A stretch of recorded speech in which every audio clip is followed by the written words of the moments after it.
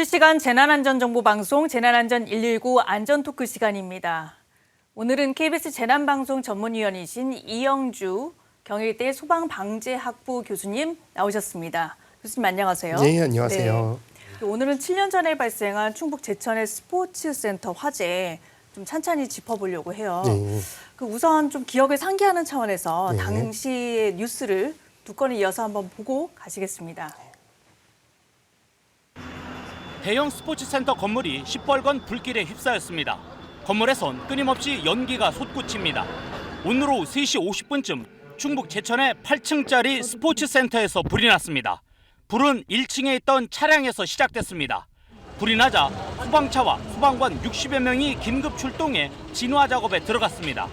하지만 건물 내부가 연기로 꽉 차면서 진화에 어려움을 겪었습니다. 이 불로 50대 여성 김모 씨 등 지금까지 22명이 숨진 것으로 확인됐다고 소방당국은 밝혔습니다. 숨진 사람들 대부분은 여성 목욕탕이 있는 건물 2층에서 발견됐습니다. 이와 함께 20여 명이 다쳐 병원으로 옮겨졌습니다. 불이 난 건물은 목욕탕과 헬스클럽, 음식점 등 여러 사람들이 이용하는 시설이 몰려있어 피해가 컸습니다.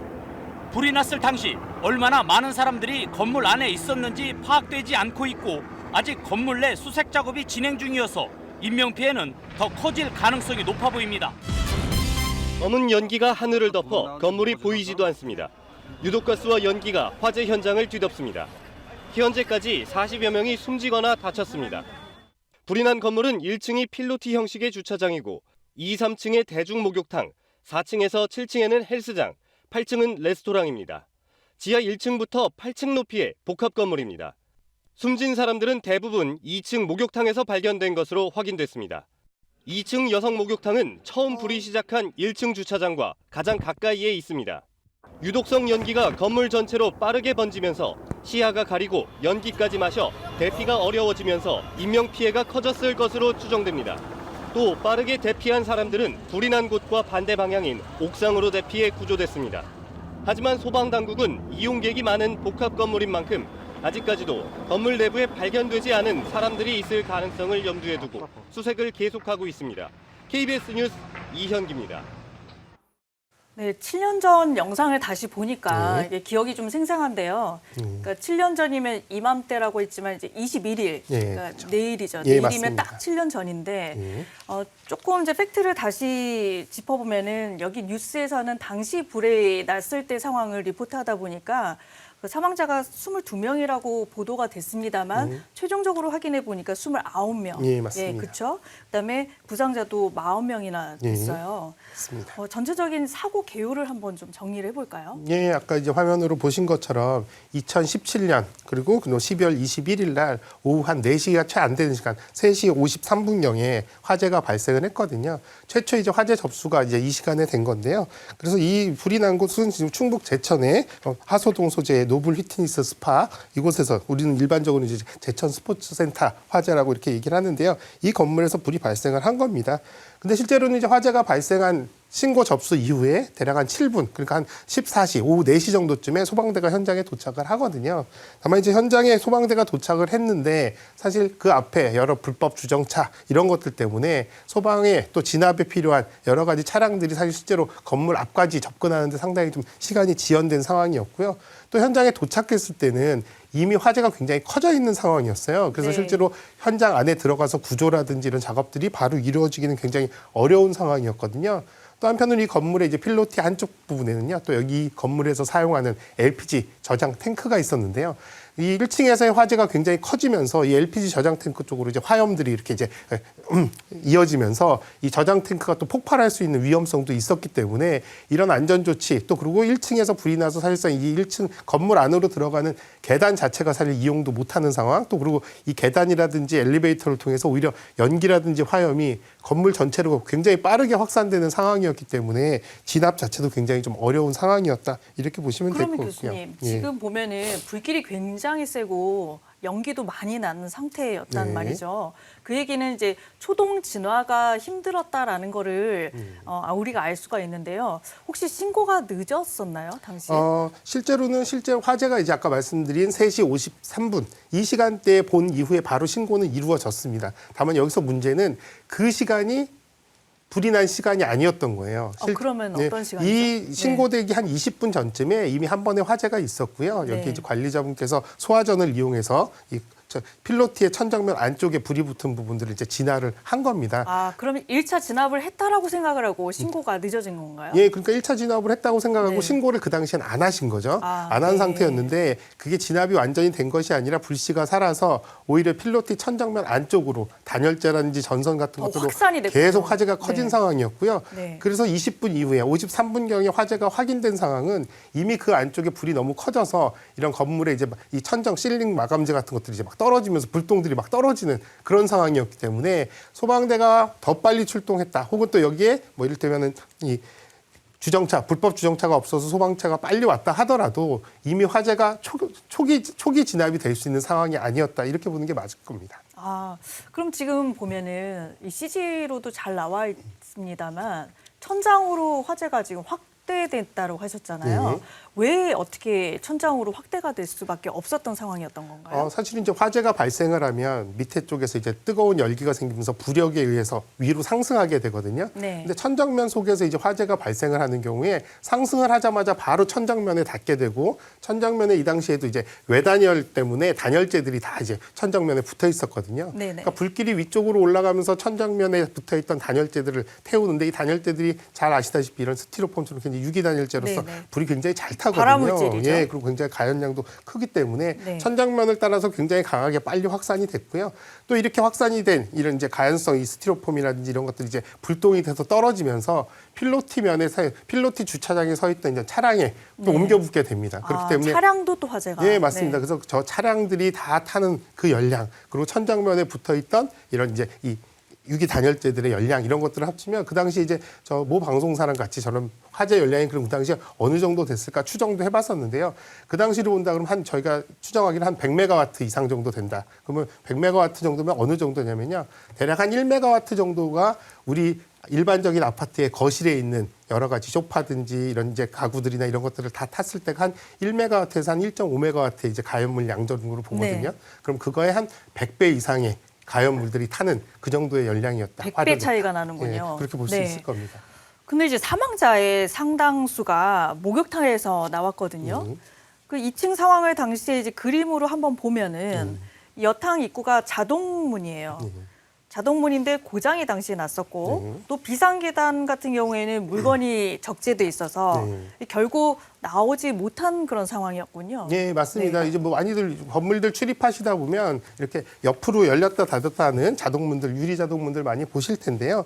여기도 지금 목욕탕, 여자 목욕탕 입구 쪽에 자동으로 슬라이딩 되는 유리문이 있었습니다. 네. 근데 이 고장이 난 이유는 화재가 발생을 하면서 여기 이제 전선이라든지 이런 것들이 타면서 한마디로 전원 공급이 차단돼서 문이 이제 열리지 않은 상황이었거든요. 네네. 그러니까 이제 갑작스럽게 화재로 인해서 대피를 하시려다 보니까 유리문이 가로막고 있는데 대부분은 가까이 가면 센서가 작동을 해서 열리든지 네네. 아니면 거기 버튼을 누르면 열리게 돼 있는데 이런 것들이 작동을 안 한 거예요. 네. 그러니까 이제 열 수 있는 방법들을 이제 너무 당황하시다 보니까 아마도 이제 이런 여는 방법들도 잘 숙지가 안 됐고 하다 보니까 네네. 사실상 그쪽으로는 도망을 못 가시고 사실 또 이 여자 목욕탕 안쪽에 또 다른 계단이 하나가 더 있었습니다. 네. 다만 이제 이 계단 자체는 일반적인 분들은 잘 계단이 있는 존재를 모르시는 이런 구조가 돼 있었는데요. 지금 여기 보면은 네. 지금 굉장히 모여 있는 상황에서 피해를 당하신 걸로 보이는데 네. 계단이 왼쪽 부분에 있었는데 그쪽으로 못 갔다는 말씀이시군요. 네, 맞습니다. 여기 이제 아래쪽에 보시면 이제 창고가 비상계단 앞쪽에 창고라고 되어 있는데요. 사실 저 창고 부분이 사실은 있어서는 안 되는 공간이거든요. 왜냐하면 저렇게 이제 피난을 위해서 이용하는 계단은 저렇게 별도의 다른 실을 거치지 않고 바로 이제 이용할 수 있게끔 되어 있어야 그러네요. 되는데 창고가 가로막고 있는 예, 상황이네요. 그러니까 한마디로 저기는 원래 창고 공간이 아니었는데 창고처럼 만들어서 그러니까 일반 사용자들은 거기가 창고로 들어가는 문이라고 생각했지 창고 안에 계단으로 통하는 통로가 있을 거다 이렇게 생각을 못 하셨던 거죠. 그래서 네. 사망한 위치들을 대부분 살펴보면 입구 쪽으로 처음에 몰려가셨다가 네네. 입구 쪽에 이제 유리문이 열리지 않으니까 네네. 다시 이제 나와서 그 안에서 이제 어쩔 수 없이 계시다가 사망을 하는 이런 상황들이 발생을 했다 이렇게 보시면 될 것 같습니다. 근데 아까 말씀을 하셨지만 비상계단 같은 경우에는 비상시에 잘 쓰라고 해서 만들어 놓은 공간 아닌가요? 네. 그런데 왜 이렇게 창고로 막아놓는지 이게 좀 이유가 좀 궁금하네요. 예, 지금 이 건물 평면에서도 네. 보시면 입구 쪽에 계단이 있었고 또 그 안쪽에 별도의 계단이 하나가 더 있어서 사실 계단이 2개 있었거든요. 그러니까 사실 계단을 여러 개 둔다는 건 굉장히 화재 상황에서 좋은 겁니다. 왜냐하면 한쪽 계단을 사용하지 못할 때 다른 계단으로 대피할 수가 있기 때문에 이걸 이제 좀 전문적인 용어로 이방향 피난이라고 하는데 그래서 항상 뭔가 문제가 생겨도 대피할 수 있게끔 하는 게 굉장히 좋은 설계인데요. 여기 같은 경우도 계단이 2개가 있었습니다만 실제로 계단을 하나는 사용하지 못하게 했는데요. 그 이유는 사실 대부분 목욕탕 같은 경우에 입구에서 우리가 요금을 내고 출입을 하게 되잖아요. 근데 이렇게 요금을 받지 않는 다른 출구가 있다 그러면 이런 부분에 통제가 필요하기 때문에 대부분 이런 계단들이 있다 하더라도 잘 사용하지 않게끔 한다거나 혹은 또 심지어는 뭐 잠궈 놓는 경우들도 있거든요. 아마도 이제 여기 같은 경우도 주출입구에 있는 계단 중심으로 이용들을 하게 하고 실제로 다른 계단은 사실 거의 사용을 하지 않게끔 이렇게 해놓고 그러다 보니까 이 공간에 또 이제 필요한 이제 창고 대신에 여러 가지 적치물들 같은 것들을 이제 놔야 될 공간들이 필요하다 보니까 아마도 이제 창고처럼 만들어서 사용을 하게 됐는데요. 이런 경우는 굉장히 많이 있습니다. 실제로 이런 목욕탕 같은 경우도 그렇고요. 우리가 얼마 전에 발생했었던 부천 화재 같은 경우도 화재 이후에 보니까 계단실 주변이라든지 이런 데 여러 가지 적치물들이 막 쌓여 있는 네. 상황들 이런 것들을 저희가 확인을 했거든요. 그래서 이렇게 출입 통제가 굉장히 강한 뭐 클럽이라든지 나이트클럽 이런 데들 같은 경우도 출구가 많아도 사실상 이런 출구들 다른 출구들을 막아놓고 통제를 주출입구만 이용하게끔 하는 이런 것들이 많이 발생을 하기 때문에 사실 꼭 이런 이 목욕탕이 아니더라도요 이렇게 출입구는 최대한 계단들은 항상 사용할 수 있게끔 잘 인지할 수 있게끔 관리하고 유지하는 게 굉장히 중요하겠습니다. 네, 교수님. 오늘 이제 방송을 앞두고 이게 7년 전 일이다 보니까 저도 당시 기사를 좀 찾아봤어요. 그랬더니 사실 안타까운 사연이 굉장히 많이 전해졌었는데 그 유리문을 이렇게 손톱으로 긁다가 막 이 손톱이 막 깨지고 막 손이 문드러질 정도로 막 비상문 쪽에서 구해달라고 이렇게 막 끝까지 살려고 발버둥 쳤던 그런 안타까운 사연도 전해졌었거든요. 궁금한 것은 이 유리문이 자동으로 안 열린다고 하더라도 수동문으로 개방할 수도 있고 또 깨고 나갈 수도 있었는데 아무래도 여성들이다 보니까 그게 힘들었던 모양이었던 거죠? 예, 우선 1차적으로는 평상시에 항상 자동으로 열고 닫히다 보니까 사실 이게 고장이 나거나 안 열릴 때 어떻게 열어야 되지라고 하는 것들을 잘 알고 계시지 못했을 가능성들이 많아요. 사실 네. 지금도 사실 많은 분들이 자동문에 익숙하시지만 실제로 이게 갑자기 안 열리면 어떻게 이걸 열어야 될까 생각해 보시면 잘 모르겠는데 하시는 분도 많거든요. 그래서 이 당시 사고 이후에 이런 비상 자동문에 대한 이제 수동으로 개방하는 방법 이런 것들도 많이 이제 알려지기도 했는데요. 실제로 이제 이런 유리문을 보시면 대부분 위쪽에 있는 모터에 의해서 자동으로 열고 닫히는데 이 문틀 상부 쪽 안쪽을 보시면 버튼이 있습니다. 이 버튼이 이제 전원 버튼이거든요. 그래서 이 전원 버튼을 끄신 상태에서 문을 살짝 밀면서 이제 열리는 방향 쪽으로 힘을 주면 문이 열리게 되거든요. 그래서 열린 상황에서 문틈으로 손을 넣어서 이제 좀 더 힘을 강하게 당기시면 문이 열리는 이런 이제 수동으로 개방이 가능하거든요. 잠깐만요. 예. 다시 한번 정리해 주실까요? 왜냐하면 저희가 예방에 집중하는 네. 방송이다 보니까 그런 경우에 닥쳤을 때 어떻게 하는지 행동 요령 네. 지금 방금 설명해 주셨거든요. 네. 자, 방금 설명하셨듯이 유리문에 네. 버튼이 안쪽에 있다고 했는데 어느 쪽 안쪽을 말씀하시는 그러니까 건가요? 내가 있는 방향에 네. 그러니까 제가 있는 안쪽이 제가 안쪽에 있다 그러면 안쪽에 이제 문이 열리는 문 틀 부분이 있잖아요. 네네. 틀 부분의 상부 그 안쪽에 틈새 쪽에 보시면 네. 버튼이 있습니다. 이게 이 전원을 차단하는 버튼인데요. 이 버튼을 이제 끄신 다음에 그러면 이제 전기 공급이 차단된 상태에서 수동으로 밀면 열릴 수 있는 구조가 되는 거거든요. 네네. 그때 이제 유리문에다가 손을 대시고 왜냐하면 손잡이 같은 게 따로 없잖아요. 네네. 그러니까 손을 밀착시키셔서 살짝 앞으로 밀으시면서 열리는 방향으로 옆으로 이제 미시면 문이 이제 열리게 되거든요. 근데 이렇게 해서 계속 열다 보면 좀 힘드실 수가 있으니까 이렇게 해서 어느 정도 열시면 문틀과 문틈 사이에 이제 이제 간격이 생기면 그럼 양쪽으로 예, 이렇게 그쪽으로 할수 손을 있겠네요? 이제 넣어서 네. 제끼시면 네. 여실 수가 있습니다. 그러면 만약에 버튼을 발견하지 못했을 경우에는 또 깨는 방법이 있잖아요. 네. 이게 보통 이제 지하철 같은 데 보면 이렇게 깰 수 있는 망치 같은 것들을 비상시에 이렇게 구비해 놓은 곳도 있는데요. 그런 부분을 만약에 망치를 발견할 수 없다. 그럼 대체적으로 어떤 물건을 가지고 깰 수가 있는지도 설명해 주시겠어요? 예, 사실은 그래서 유리로 되어 있는 이 자동문 같은 데도 사실은 이렇게 이제 파괴할 수 있는 망치 같은 것들을 비치하는 게 가장 바람직한 방법이고요. 만약에 이런 도구가 없다 그러면 뭐 소화기라든지 혹은 소화기. 또 뾰족하고 강한 금속 물질 같은 것들로 이런 것들을 이제 강하게 가격을 하시면 되는데요. 많은 분들이 유리창을 깰 때 그냥 가운데 부분을 강하게 치면 깨지겠다 생각을 하지만 저희가 이제 자동차 창문 같은 거 깰 때도 많이 말씀드렸습니다만 오히려 이제 모서리 부분을 강하게 충격하는 게 훨씬 더 잘 깨지거든요. 그래서 또 이 부분을 좀 강하게 몇 번 가격을 하셔야 되는 상황일 수도 있습니다. 왜냐하면 이런 유리문 같은 경우는 대부분 강화 유리로 되어 있고 또 두께도 상당해서 웬만한 힘으로는 잘 깨지진 않을 수도 있거든요. 그렇기 때문에 반복적으로 모서리 부분들을 집중해서 타격을 하시면 유리를 깰 수 있습니다. 모서리를 반복적으로 강하게 타격하면 예. 깰 수 있다. 이런 부분도 참고할 필요가 있겠습니다. 자, 그런데 여성 목욕탕에는 이렇게 많은 인명피해가 난 반면 남자 목욕탕에는 인명피해가 여성만큼은 크지 않았어요. 네. 그 원인은 뭐였을까요? 이 부분은 약간 좀 안타까운 부분도 있고요. 또 여러 가지 좀 상황들이 있는데 최초 이제 화재가 발견이 된 이후에 안쪽으로 이제 이 화재 발견하신 분이 이제 관리자분이 안쪽으로 가서 2층에도 화재가 발생했다. 대피하라라고 말씀을 하셨어요.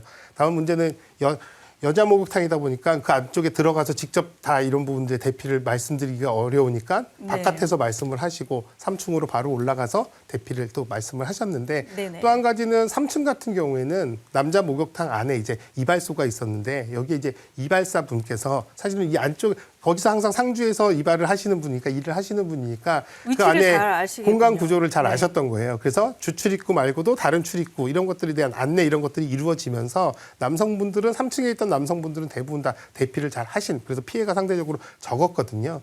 근데 2층 같은 경우는 실제로 그 안에 원래 직원분들이라고 한다면 이제 세신사분들도 있었고 사실 거기 매점에 근무하시는 분들도 있었는데 불행스럽게도 이제 이 당시에 매점은 이제 영업이 잘 안 돼서 매점을 폐쇄하다 보니까 매점 직원도 없고 또 세신사분도 원래는 2명을 고용했었는데 그중에 1명만 고용하는 상황에서 세신사분이 먼저 또 이제 본인도 위험하니까 대피를 하는 과정에서 이용하시던 이용객분들이 사실은 이 안에 어떤 아까 말씀드린 창고 안쪽에 숨겨진 이 계단이라든지 이런 네. 것들에 대한 부분들을 전혀 안내받지 못하다 보니까 꼼짝없이 그 안에서 도망갈 곳 없이 그냥 계시다가 화를 당하게 되는 이런 이제 안타까운 상황이었던 거죠. 아, 그럼 그 위치를 잘 아는 사람이 있고 없고가 이렇게 큰 인명피해를 가르는 결정적인 계기였다는 게 참 놀랍습니다. 그리고 아까 전에 소방차 투입이 어려웠던 것이 대표적으로 많이 꼽히긴 합니다만 불법 차량, 이거 항상 문제가 되고 있잖아요. 당시에도 이 불법 차량 때문에 소방차 진입이 늦어진 거죠? 네, 맞습니다. 그 당시에도 사실 화재 신고 이후에 한 7분 정도에 이제 현장에 소방대들이 도착했는데 7분 정도라 그러면 그게 많이 늦어진 시간은 아니거든요. 뭐 도심 같은 경우에 소방서라든지 소방센터가 굉장히 이제 접근성이 뛰어나기 때문에 뭐 5분 이내 대부분 접근을 하게 되는데 이렇게 소도시 같은 경우에는 소방서라든지 센터가 사실 이제 많지 않다 보니까 오는데 조금 더 물리적으로 시간은 더 걸릴 수 있습니다. 7분 이내라면 거의 정상적으로 도착했다 이렇게 보시면 될 것 같습니다. 다음 문제는 이런 도착을 했지만 건물에서 화재 진압을 하기 위해서 현장에 가까이 이제 접근을 해야 되는데 그 당시에 이 스포츠센터 주변에 이면도로에 불법 주차들이 상당히 많이 있다 보니까 사실상 구조를 위한 사다리차라든지 또 여러 가지 진압을 위한 어떤 소방대의 장비 차량들도 현장에 접근하지 못해서 오히려 더 안타까운 상황이었다 이렇게 볼 수 있겠죠. 그 이후에 이제 소방방재법을 우리가 이제 개정을 해야 된다. 그래서 이런 불법 차량이 불법 주차를 하지 못하도록 해야 된다라는 뭐 그런 발의도 많이 했던 것 같아요. 네, 맞습니다. 그 이후에 진행 상황은 어떻게 되고 있나요? 사실은 이 부분은 약간 좀 이제 일반인 분들이 아시는 거랑 좀 차이가 있는데요. 그 전에도 사실은 소방기본법상에 소방 활동에 장애가 되는 차량을 이제 조치를 한다거나 이런 것들은 사실은 가능은 했었습니다. 다만 이제 이런 부분들이 굉장히 이제 책임성이라든지 또 이런 부분이 현장에서 이루어진다 하더라도 이런 것들이 적법한 판단 하에 이루어졌느냐 또 꼭 이런 것들을 옮겼어야 되느냐라고 하는 것들이 항상 이제 부담이 되기 때문에 적극적으로 이런 부분들이 이루어지지 못한 상황이었기 때문에 네. 이 사고 이후에 이제 국회에서 그럼 이런 것들을 좀 더 기존 법으로도 가능은 했었지만 좀더 사실은 강화하자라는 조금 더 명확하게 해서 이런 네. 부분들에 대한 이 현장 활동들의 이제 적극성을 좀 더 보장해 줄 수 있게끔 하자라는 취지에서 법령도 일부 개정이 되고 이런 부분들이 처벌 규정 이런 것들도 또 추가되기도 했었습니다. 네, 그렇군요. 당시에 그래서 차량이 진입하기가 어려웠던 대신 민간 사다리차가 피해자들을 구해내기도 했었거든요. 그 부분과 관련해서 또 시청자분들의 기억이 가물가물하실 수도 있으니까 관련 영상을 한번 보시고 가겠습니다. 연기에 휩싸인 건물 쪽으로 무언가가 다가갑니다. 이삿짐을 나르는 민간 사다리차입니다. 베란다로 피해 있는 한 남성에게로 접근합니다. 이미 건물 안에서는 시꺼먼 유독가스가 뿜어져 나옵니다. 사다리차가 극적으로 베란다에 붙이면서 이 남성은 구조됩니다. 하지만 시간은 지나가고 건물에서 뿜어져 나오는 유독가스는 더욱 많아집니다. 지켜보는 주민들은 애가 탑니다. 건물 다른 쪽에서도 민간 사다리차가 접근을 시도합니다. 하지만 옥상까지는 거리가 너무 멉니다. 유독가스까지 주변에 가득합니다. 현장에 도착한 소방당국과 119 구조대가 건물로 들어갑니다. 이미 건물 창문으로는 시뻘건 불길이 뿜어져 나옵니다. 시민 한 명을 구해냈지만 이미 숨진 뒤입니다. 이 건물 외벽 청소를 하던 민간 사다리차는 3명의 시민을 구조했습니다. KBS 뉴스 이석재입니다. 관련 뉴스를 보니까 궁금해서 바로 좀 직접으로 네. 여쭤보고 싶은 게 소방차는 못 들어간 상황이었는데 민간 사다리차는 어떻게 들어간 거예요? 소방에서 운영하는 사다리차들은 차체 자체가 좀 크거든요. 폭 같은 경우도 한 2.5m 정도 되고요. 또 사다리를 전개하기 위해서 사실 옆쪽에 이제 지지대, 아웃리거라고 하는데 이 지지대를 펼칠 때 한쪽으로 한 2.5m 정도 이렇게 한마디로 팔을 뻗어서 이제 땅에다 지지를 하게 되는 이런 상황이기 때문에 실제로 소방차가 접근해서 이런 이제 아웃리거를 전개하는 데까지 대략 한 8m 정도의 폭이 필요하거든요. 네네. 기본적으로 이제 8m 폭이 필요한 데다 또 차량 자체 폭이 넓기 때문에 이 이면도로 쪽에 아마도 사람들이 요구조자들이 이제 벽에 매달리거나 창밖에 나와 계신 이런 상황에 차량 접근이 안 됐던 거예요. 근데 이 이삿짐 차량의 이제 사다리차 같은 경우는 소위 우리가 얘기하는 1톤 트럭, 작은 트럭에 네. 이제 여기에 이제 이 사다리를 달아놓은 이런 형태이기 때문에 좁은 골목에서도 이런 부분이 되고요. 사실 또 이삿짐차 같은 경우는 큰 중량, 많은 중량들을 커버하진 않기 때문에 사실은 다 별도의 아웃리거를 전개하지 않고도 신속하게 이런 부분들을 이제 전개를 하는 이런 상황이었어가지고 오히려 이제 일반인 저런 이제 이삿짐 차량의 이런 사다리차로 구조가 돼서 그 당시에 굉장히 좀 많이 화제가 되기도 했었습니다. 아, 그랬군요. 근데 교수님이 보통 이렇게 화재가 나고 인명피해가 나면 항상 또 뒤따라오는 것들이 뭐냐면 이 건물의 불법성이에요. 네. 당시에도 이제 불법 증축이 됐고 또 구조 변경이 돼서 이게 비상계단이 옥상까지 연결이 되지 않았었거든요.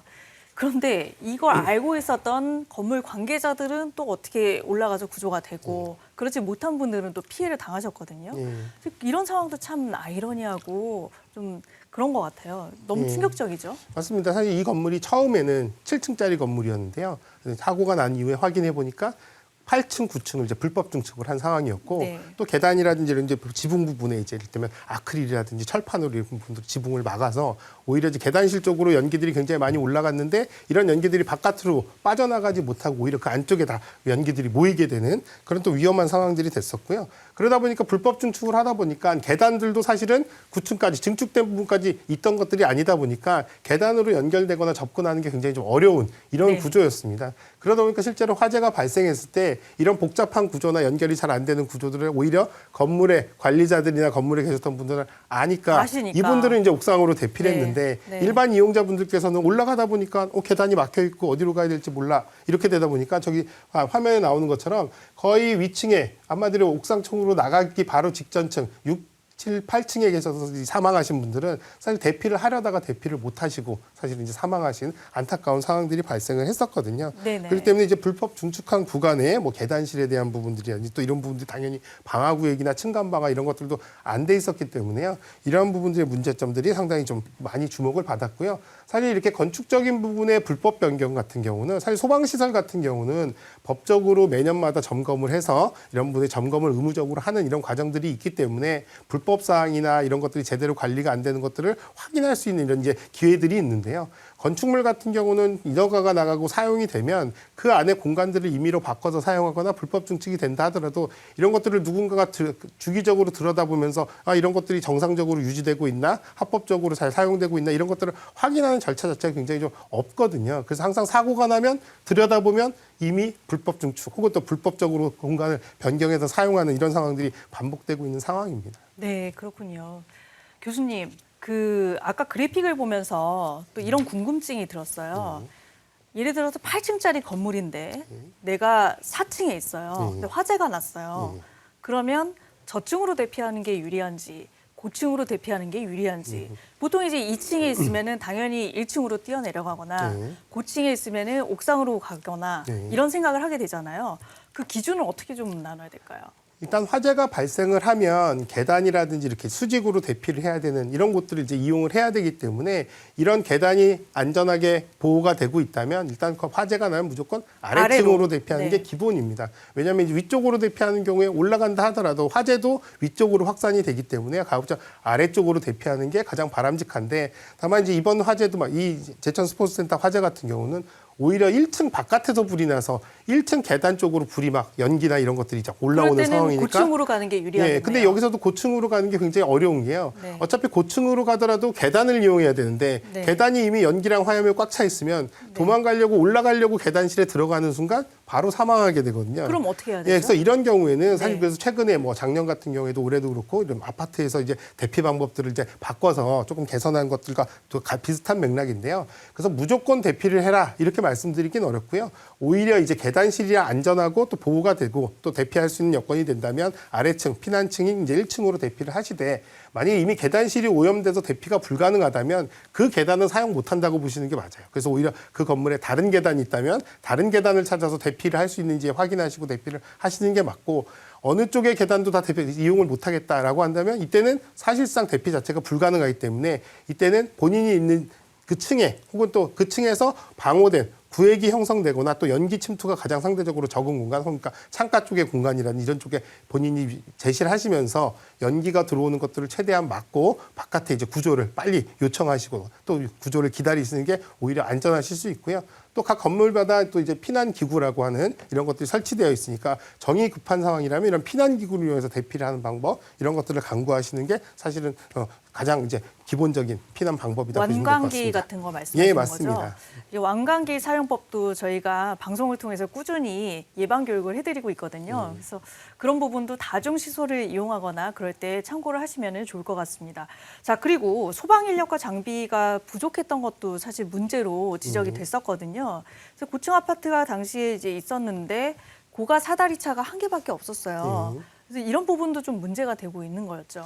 사실은 물론 장비가 충분히 더 있고 또 이런 것들이 잘 갖춰진다는 건 당연히 뭐 기본적인 상황이겠죠. 다만 이제 문제는 이 화재에서도 마찬가지죠. 아무리 장비가 있었어도 현장에 가서 전개를 하거나 사용할 수 있는 여건이 갖춰져야 되는데 사실 그렇지 않은 현장들이 더 많습니다. 그렇기 때문에 사실 물론 장비가 없어서 사람을 구조하지 못하고 불을 못 껐다면 이거는 정말 안타까운 일이지만 있는 장비도 사용하지 못하는 상황들이 됐을 때 굉장히 좀 더 어려운 상황들이 되거든요.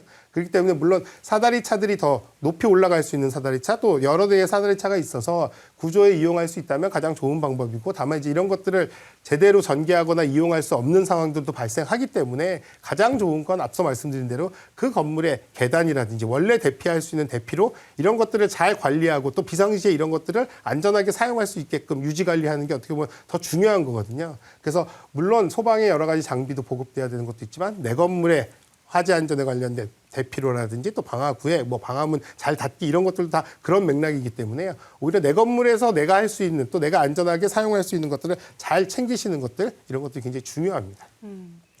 아까 잠시 교수님과 그 대화를 나눴을 때 이 교수님께서는 역사의 현장하고 뭔가 좀 인연이 있으신 것 같아요. 지난번에 KT 통신 사건도 그렇고요.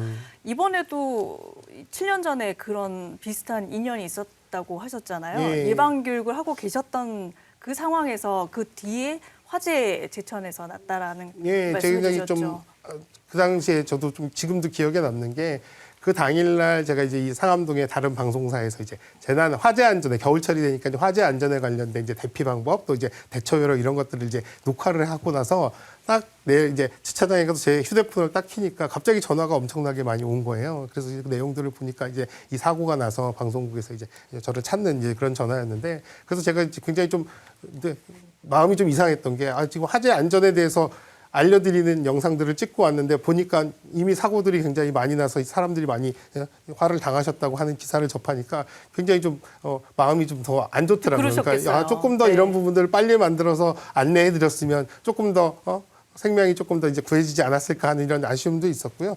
사실 그래서 이 사고 같은 경우들은 사실 뭐 다른 분들도 그렇지만 사실 이런 사고들이 완벽하게 안 발생할 수 있다면 가장 좋겠습니다만 그럼에도 불구하고 많은 희생자가 발생을 하고 이런 사고들이 사실은 헛되이 없어지지 않게끔 또 이렇게 하려면 이런 사고가 발생하지 않게끔 우리가 더 많은 노력들을 해야 되거든요. 그래서 오늘 이 시간도 사실은 7년 전의 사고지만 이런 사고들을 저희가 다시 한번 들여다보면서 그때 이런 요인들이 제대로 안 됐기 때문에 큰 사고가 났지만 우리가 이런 것들을 잘 챙기면 충분히 다시 재발하는 상황들은 발생하지 않을 거다라는 것들을 여러분들도 시청자분들께서 좀 잘 이해해 주셨으면 좋겠습니다. 네, 그런 의미에서 재난안전 119 방송에 존재 이유가 있다고 생각을 합니다. 자, 오늘 말씀 감사합니다. 여기까지 듣도록 하겠습니다.